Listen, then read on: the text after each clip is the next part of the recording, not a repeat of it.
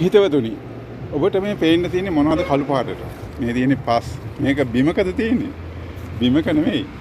පානදරේ තුන්වෙනි මහලේ පියස්සේ පස් කන්දක්.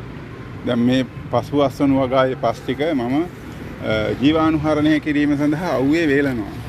මේවා අවුවේ හොඳට වේලලා ජීවාණුහරණය කරලා නැවත කර 10 ගොම් පොහොර මේකට කලවම් කරලා නැවත මේක කොම්පොස්ට් බවට පත් කරගෙන මේක නැවත බඳුන්ගත කරනවා. ඉතින් උත්සාහය තියෙන්න ඕන. උනන්දුව උත්සාහය නැතිනම් වගාවක් ගෙනියන්න අමාරුයි. තට්ටු 3ක් උඩ කැපකිරීම උත්සාහය උනන්දුව තියෙනවා නම් විතරයි. මං කම්මැලි වුණා නම් අලස වුණා නම් මේ වගාව මට මේක ගෙනියන්න බෑ. ඒකින්ද උනන්දුවෙන් උද්‍යෝගයෙන් උත්සාහයෙන් වීරියෙන් යමක් කරනවා නම් ඒකේ ප්‍රතිඵල දකින්නට තියෙනවා. මේ තියෙන එක ප්‍රතිඵල. නමුත් මහන්සියේ ප්‍රතිඵල